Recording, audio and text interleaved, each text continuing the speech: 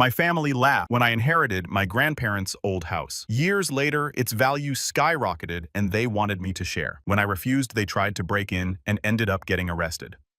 I 28 male and I need to give you some backstory because this level of entitlement doesn't just happen overnight. My family comes from Italian origins. My grandparents Enzo and Rosa came to Georgia in 1962 with nothing but suitcases and stubbornness. They bought this old Victorian house in Covington, spent 40 years putting everything they had into that place. 4 bedrooms, wraparound porch, hand-carved railings Grandpa made himself. The man could fix anything. Grandma kept a vegetable garden out back that fed half the neighborhood. They raised my father in that house, watched him grow up and move away and slowly stopped visiting. And then they got old there together while everyone else forgot about them. When they died 6 months apart because Grandma refused to live without Grandpa. The estate got split according to their will. My sister Katerina got $95,000 in cash from the life insurance policy. I got the house. Everyone acted like Katerina had won the lottery. See, the house had been falling apart for 15 years by then. Grandpa got too old to maintain it. And my father Victor couldn't be bothered to drive 20 minutes to help his own parents. He was too busy running his insurance agency in Newton County. Too busy pretending he came from money instead of from immigrants who busted their backs their whole lives. By the time I inherited it, the place was condemned. I walked through it for the first time after probate and nearly fell through the kitchen floor. Black mold in every bathroom so thick it looked like velvet growing on the walls. A foundation crack running the length of the house that you could fit your fist into. Knob and tube wiring from 1920 that the inspector said was one bad day away from burning the whole block down. Squirrels had basically set up shop in the attic. The back porch had collapsed entirely, just a pile of lumber and rust. The roof leaked in 14 places. The city had already sent notices threatening demolition if someone didn't bring it up to code. The appraised value at probate was $68,000, and most of that was the quarter acre it sat on. The structure itself was worth negative money. You'd have to pay a contractor 6 figures just to tear it down safely. Katerina took her cash and laughed a full head-back cackle. Have fun with your haunted mansion, Matteo. I'll be at the Audi dealership. My mother patted her arm. You made the smart choice, honey. My father just looked at me and shook his head. Should have pushed for the cash split. Now you're stuck with that money pit. I didn't respond. I just looked at the deed in my hands and thought about Grandpa's face the last time I'd visited him. How he'd grabbed my wrist and said, "You're the only one, Matteo, the only one who understands." None of them got it. They thought Grandpa had screwed me. They thought he'd lost his mind at the end and made a mistake. But he knew exactly what he was doing. He left me that house because I was the only one in the family who actually cared about it. I was the kid who sat on his porch at 12 years old, learning how to refinish wood while he told stories about the old country. I was the teenager who drove down from Atlanta every other weekend to mow his lawn and check his pilot light. I was the adult who spent his vacation days cleaning out their gutters while my sister posted beach selfies from Destin. Katerina didn't even come to his funeral. She was in Nashville for a bachelorette party and said she couldn't get a flight back.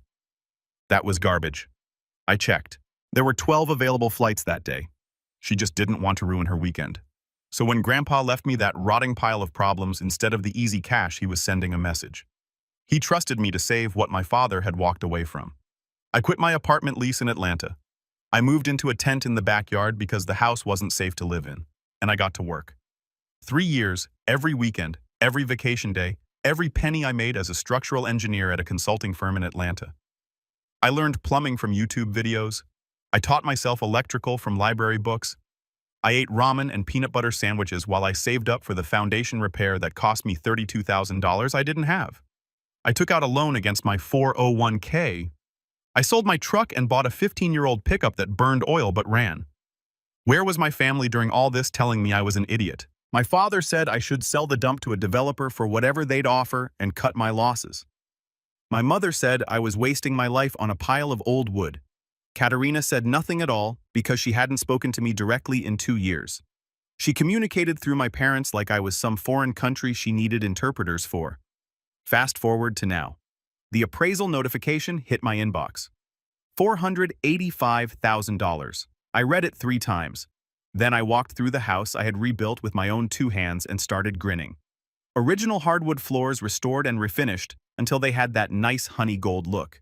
The clawfoot tub I'd salvaged from a demolition site in Dakar for $60 and spent 3 weekends refinishing. Custom kitchen cabinets I'd built myself because contractor quotes started at $18,000. A wraparound porch that matched the original exactly because I'd found Grandpa's blueprints in a water-damaged box in the attic. It was beautiful. It was mine. I had earned every square inch of it. And by Friday, my family showed up to collect. I pulled into my driveway after work to find my father's black Cadillac parked in my spot. Not on the street. In my spot right in front of the porch steps like he owned the place. My mother's Lexus was behind it. Katerina's white Mercedes was on the lawn. They were already inside. I'd given my mother the code to the smart lock 8 months earlier when I had rotator cuff surgery and needed someone to check on the house while I recovered. I'd asked her to water the plants. She did it once, complained it was too far to drive, and then stopped coming. But she'd never deleted the code from her phone. Of course she hadn't. I walked into my home to find all 3 of them set up like they were about to interview me. My father sat at the head of my dining table, my mother perched in the chair closest to him, her face arranged in that expression of wounded concern. And Katerina was sprawled on my couch with her Gucci sneakers on my cushions, scrolling through her phone. She didn't look up when I walked in. Didn't acknowledge I existed. Just kept thumbing at the screen with those acrylic nails. I set my keys on the counter. My father launched directly into it. He started talking about family responsibility. About how Grandma and Grandpa intended for the estate to be divided equally. About how it was morally wrong for one grandchild to do well while another struggled. About how he'd done some research on home equity loans, and the house could easily support a withdrawal of $200,000 at current rates. He said I should take out the loan, give $100,000 to Katerina, and keep the rest for myself as compensation for my labor. He said he'd already talked to a loan officer at his bank.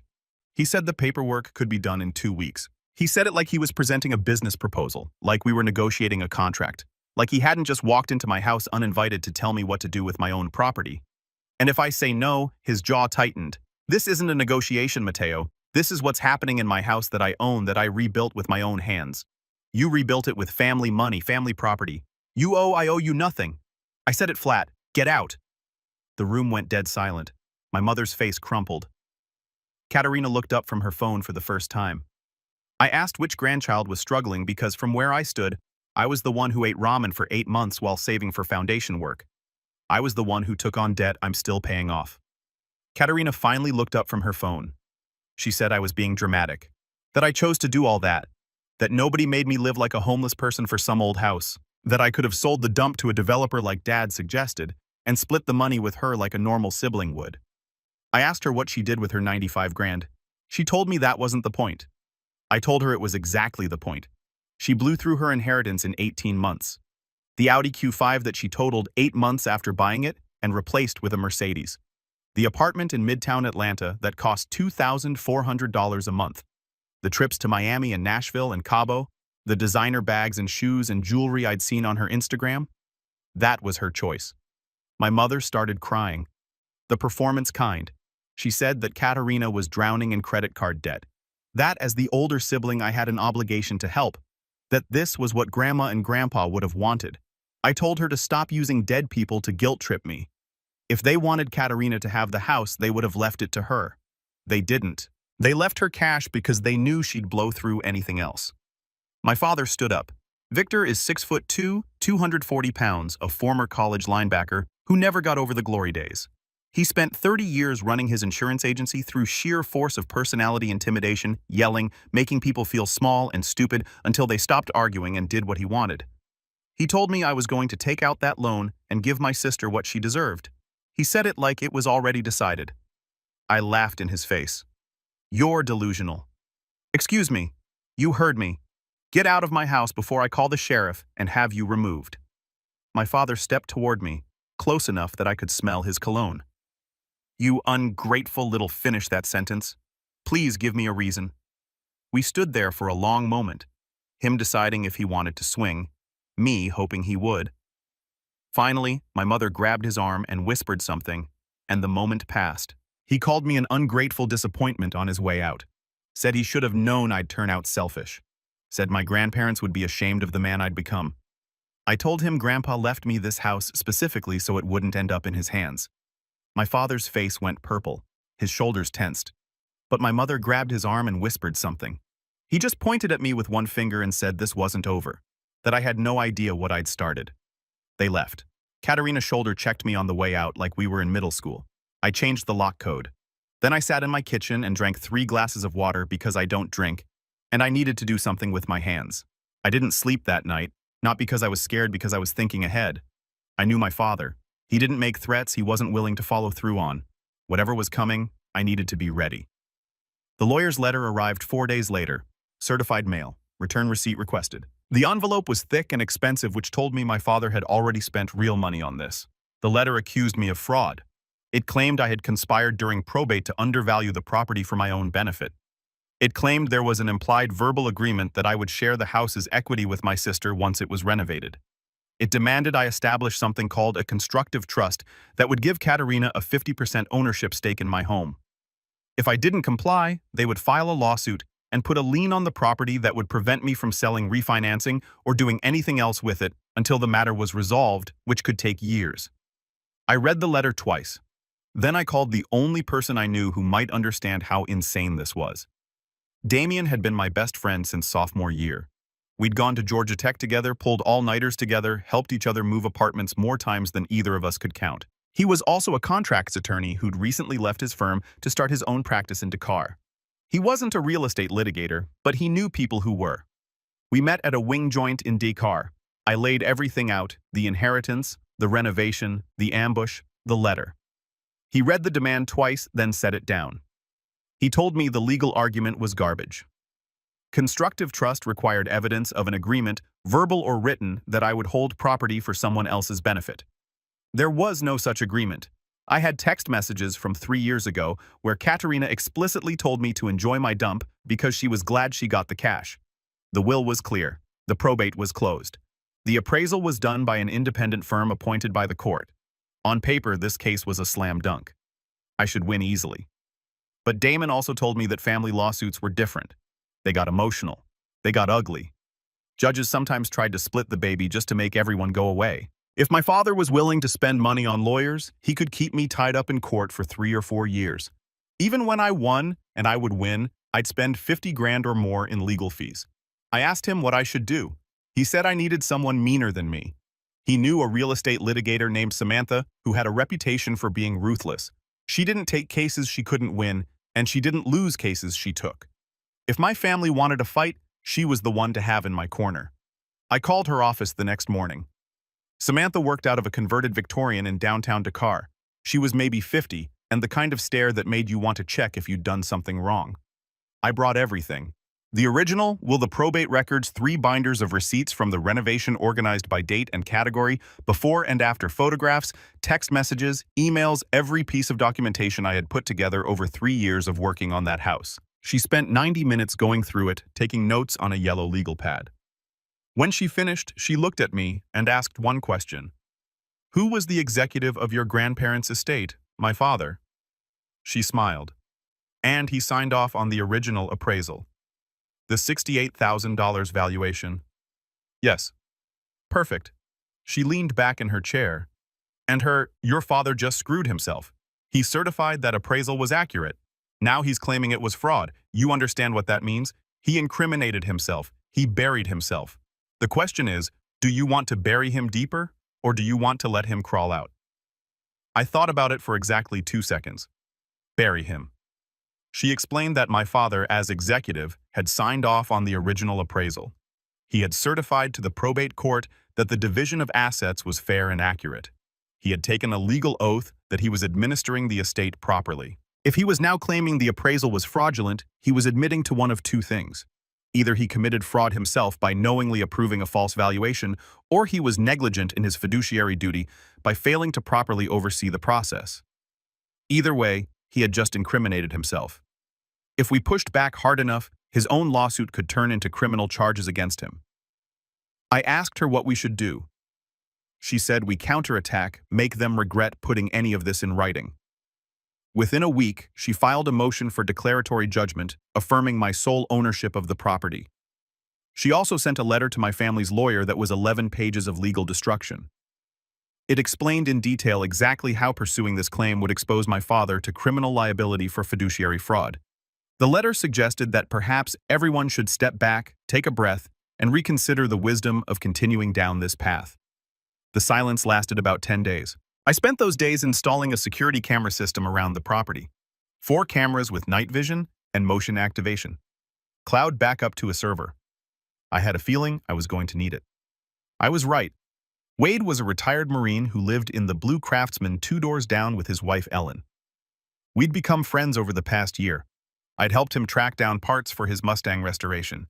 He'd helped me hang drywall when I hurt my shoulder. He was 63, built like a refrigerator. Ellen was sweet, always bringing over banana bread when she made a batch. The kind of neighbor who remembered everyone's birthday. WDE was the one who called me at work on a Wednesday afternoon. He said there was a moving truck parked in my driveway. 2 guys in work clothes were loading furniture from my house.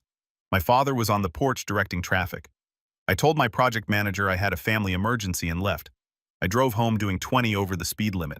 When I pulled up, I found exactly what Wade had described: a rental truck. 2 guys in gray jumpsuits carrying my couch down the porch steps.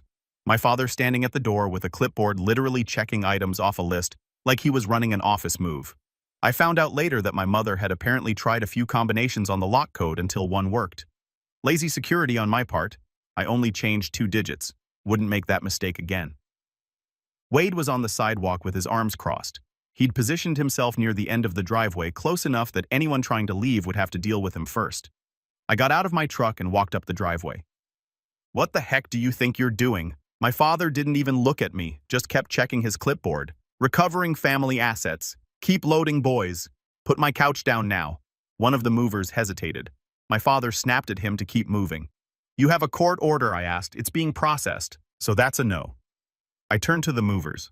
"You touch one more thing in my house, I file criminal charges. Burglary, theft, your company loses its license. Your choice." The mover looked at my father, then at me, then at Wade, who had walked closer. The mover sat down his end of the couch. His partner agreed. They got in the cab of the truck, started the engine, and tried to pull out.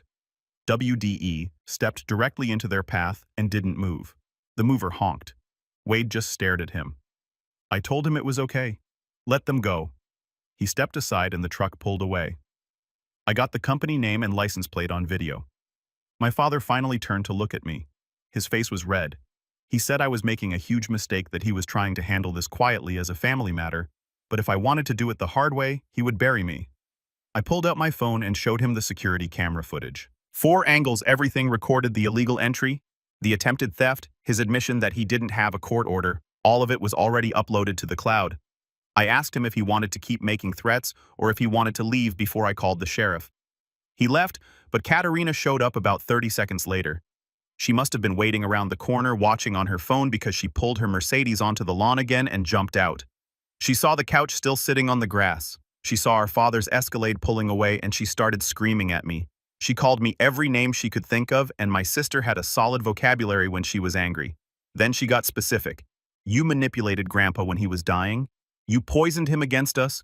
You probably rewrote the will yourself. You didn't come to his funeral, Katerina. You were in Nashville living it up at some club." "That's not—" I couldn't get a flight. There were 12 flights that day. I checked. She went quiet. Her face twisted into something ugly. "You always thought you were better than me. Always the good grandson. The perfect son. Meanwhile, you're just a thief who got lucky. Get off my property. You've got 10 seconds. Or what? Or I have you arrested for trespassing." I'm sure Preston's family would love to hear about that. The color drained from her face just for a second. Then she recovered and said she would make me regret this, that she would ruin my reputation, that she would make sure I never had another peaceful day. I told her everyone who mattered already knew exactly who both of us were. I told her to look around at where she was standing on the lawn of a house she had laughed at 3 years ago, trying to steal furniture from a brother she hadn't spoken to in 2 years, while her marriage to a trust fund kid slowly fell apart around her. I told her the only reputation getting wrecked today was hers. She didn't have a response to that. She just stood there, mouth open, trying to find words that wouldn't come. Then she got back in her car and drove away, tires spinning on my grass. Wade watched her go, then turned to me and said that was the most messed up family he'd ever seen. I thanked him for backing me up. He said that's what neighbors were for, and went back to working on his Mustang like nothing had happened. The movers had scratched up my hardwood floor. 6 months of finish work ruined in 20 minutes. I spent the rest of the night sanding and resealing. It was better than thinking about what my family had become, or maybe what they had always been. 2 weeks after the moving truck incident, Damon called me with news. He'd been doing some digging. Something about my sister's story wasn't adding up. She claimed she was broke, drowning in debt, couldn't afford rent, but she was driving a new Mercedes. She was still posting vacation photos from places that weren't cheap. She was wearing expensive clothes and accessories. So he started pulling threads, making phone calls, checking public records, and what he found was interesting.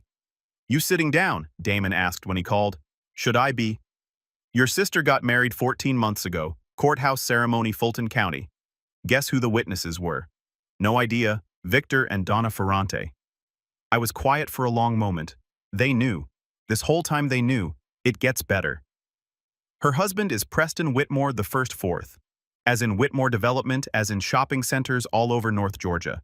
She married money, she married a trust fund, and the trust has conditions. If his wife has assets, he loses his allowance. So guess who's been pretending she came from nothing? The pieces clicked into place. The secret marriage, the hidden in-laws, the desperate grab for cash that couldn't be traced. "She's not broke," I said. "She's running a scam." Bingo. Katerina wasn't broke. She was married. She'd gotten married 14 months ago in a quiet courthouse ceremony in Fulton County. No announcement, no reception, no family present, except for 2 witnesses, our father Victor and our mother Donna. They had kept it secret from everyone else, including me. Her husband's name was Preston. His family owned a commercial real estate development company that had strip malls and shopping centers all over North Georgia. Preston himself wasn't particularly accomplished. He had a business degree he'd never used and a lifestyle funded entirely by family money, but his trust fund paid him somewhere around $8,000 a month. The marriage had been kept quiet for a specific reason. Damon had a contact at a family law firm in Atlanta who owed him a favor. Through that contact, he learned that the Whitmore Family Trust had conditions. If Preston married without family approval, his monthly allowance got cut in half. If his wife had significant assets or came from a family with significant assets, the allowance could be eliminated entirely. The trust lawyers did annual financial reviews of all beneficiaries and their spouses.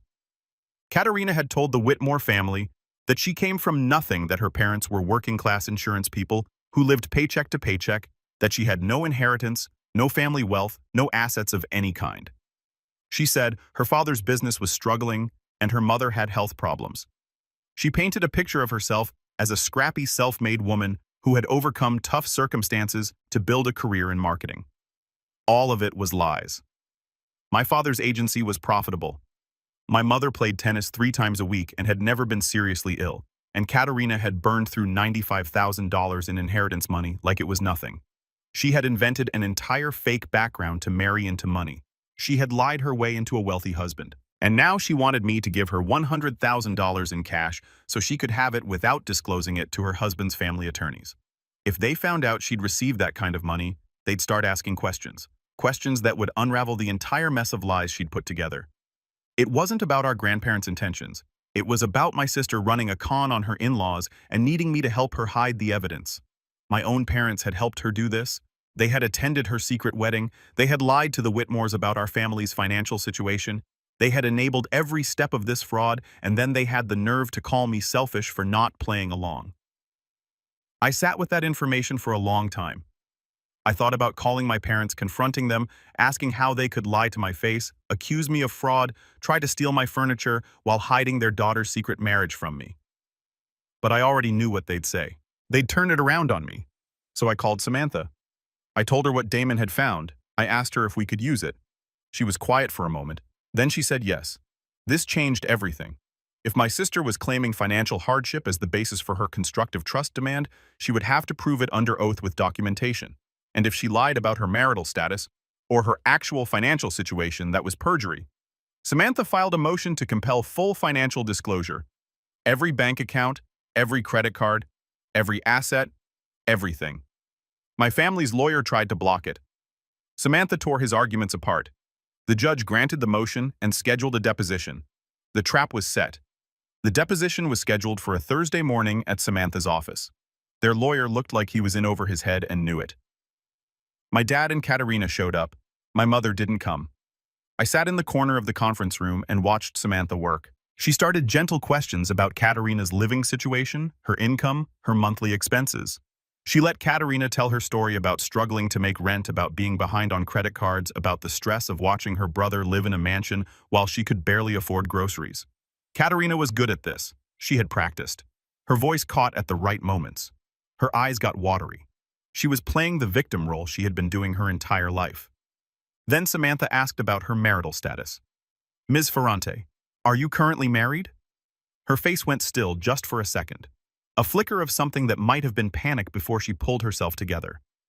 I don't see how that's relevant. Samantha pulled out the marriage certificate, slid it across the table. Are you married to Preston Whitmore? Katerina looked at her lawyer. He looked at my father. Yes, Katerina finally said. I'm married, and you didn't disclose this in your original filings because it's a private matter. A private matter. Samantha nodded. Let's talk about your husband's income. That's when things got ugly. Samantha asked about Preston's income, about the family trust, about the monthly distributions, about the financial disclosure requirements in the prenuptial agreement. Katerina's lawyer objected, said this was beyond the scope of the proceeding. Samantha said it was directly relevant to the claim of financial hardship. If the plaintiff was receiving significant financial support through her spouse, that contradicted her assertion that she needed emergency funds from the defendant. The objection was overruled. Katerina had to answer. It took her a long time. She tried to be vague. Samantha pinned her down on every detail. How much did Preston receive monthly? Approximately $8,000. Did Katerina have access to those funds? She lived in a house Preston owned and drove a car he leased. Did she have any personal expenses that weren't covered by her husband's income? She hesitated, said she had credit card debt from before the marriage. Samantha asked her to specify the amount. Katerina said she wasn't sure exactly. Samantha pulled out the financial disclosure forms Katerina had submitted with the original lawsuit. The forms where she had sworn under penalty of perjury that she was carrying $67,000 in credit card debt and had no significant assets or income. Samantha asked if those figures were accurate as of today.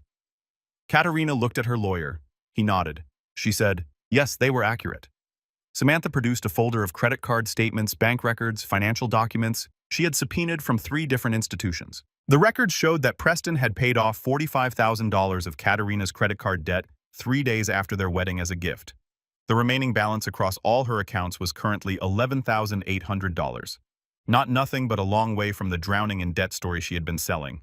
More than that, the records showed regular deposits into Katerina's personal checking account from a joint account she shared with Preston. Between $1,000 and $2,000 a month every month for the past 14 months, money that had never been disclosed, money that made her claims of poverty look like what they were, a lie designed to justify stealing from me. Samantha asked why Katerina had represented her debt as $67,000, when the actual current amount was under $12,000. She asked why she had failed to disclose her marriage, her husband's income, or the joint account. Katerina's lawyer called for a break. They were gone for over an hour. When they came back, Katerina looked like someone had slapped her. Her lawyer looked like he wanted to quit on the spot. My father sat rigidly in his chair, refusing to make eye contact with anyone. The lawyer said they were withdrawing all claims, dismissing the lawsuit with prejudice, meaning it could never be refiled, no settlement, no conditions complete, and total surrender. He asked that we agree not to pursue perjury charges for the lies in the financial disclosures. Samantha looked at me. I thought about it. I want a written apology signed by all 3 of them, admitting they made false claims and tried to defraud me. My father spoke for the first time since the deposition started. Absolutely not. I will never, Victor. Samantha cut him off. Your daughter just committed perjury on the record. Your wife helped her commit marriage fraud. You attempted burglary with witnesses. I can have all 3 of you in front of a judge by Friday. So you'll sign whatever my client wants you to sign, or I'll make sure the next 3 years of your life are miserable. Are we clear? The silence stretched. My father's face went through about 6 different shades of red. Fine, he said. Give me the paper. They signed the apology. My father walked out without looking at me, but Katerina stopped at the door. This isn't over, she said. I will never forgive you for this. I looked at her. The golden child, the one who got everything and still wanted more. Katerina, I don't need your forgiveness. She slammed the door behind her. I filed for a restraining order the next week. I had more than enough documentation. Samantha handled the paperwork. The hearing took less than an hour. The judge granted a protective order that prohibited my father, my mother, and my sister from coming within 500 feet of me or my property. They couldn't contact me by any means. They couldn't send other people to contact me on their behalf. Any violation would result in immediate arrest. They didn't violate it. What they did instead was fall apart. Damien kept me updated because he found the whole situation entertaining. My father's insurance agency took a major hit when word spread about the restraining order. In a town the size of Covington, news travels fast. When people heard that Victor Ferrand's own son had to get court protection from his family, they started asking questions. What kind of man treats his kids so badly that a judge has to step in? 3 of his biggest clients left within 4 months. He had to let 2 employees go and move to a smaller office space. The Rotary Club quietly stopped inviting him to speak at events. His reputation, which he had spent 30 years building, fell apart in less than a year. My mother stopped showing her face at her garden club meetings. Too many sideways looks, too many whispered conversations that stopped when she walked into the room. She told people I had been manipulated by a girlfriend who turned me against my family, which was funny because I didn't have a girlfriend. I had a dog. Her name was Rosie Australian Shepherd Mix with 1 blue eye and 1 brown eye. I found her at the animal shelter 2 months after the restraining order was finalized. She'd been there for 6 weeks because she was missing part of her left ear, and people always wanted puppies with no visible damage. She sat in her kennel and looked at me with the most tired, hopeful eyes I'd ever seen. I took her home that day. She turned out to be the best decision I'd made since working on that house. She just wanted to go for walks and sleep on the couch and bark at squirrels in the backyard. Always waits for me by the door and starts jumping once she sees me coming back from work. Katerina's marriage lasted another 8 months. Preston's family eventually found out the truth. Not about the lawsuit, about everything. The lies about her background, the hidden debt, the secret settlement with me. One of the family trust attorneys found the signed apology during a routine records review. The prenup had a fraud clause. When they used it, Katerina got nothing, just her clothes and whatever she could fit in her car. Last Damon heard she was living in a 1-bedroom apartment in Marietta working at a property management company. Not Mercedes anymore, not vacation photos, just dealing with the consequences of her own choices. WDE finished restoring his Mustang about 6 months after everything settled. Cherry red with white racing stripes. Beautiful machine. He lets me drive it sometimes when I help him with projects around his house. Ellen still brings me banana bread whenever she makes a batch. They've become something like the family I should have had. Damien comes down to Covington every few weeks. We grill steaks in the backyard. He says I'm his favorite client because I actually pay my referral fees. The house is still standing, still looks great. I added a vegetable garden last spring in the backyard right where Grandma used to grow her tomatoes 50 years ago. I found photos of her garden in a water-damaged album in the attic. Same location, same southern exposure, same wooden stakes for the plants. I like to think she'd be proud.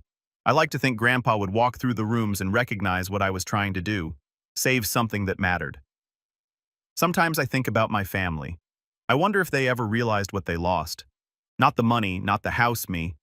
I would have helped them if they'd ever treated me like I mattered. But they didn't. They treated me like something to be used. And when I said no, they called me selfish. I'm sitting on my porch right now. Rosie's asleep at my feet. The sun is going down over Covington. My neighbor across the street is watering his lawn. Kids are riding bikes. It's quiet. Life's finally peaceful.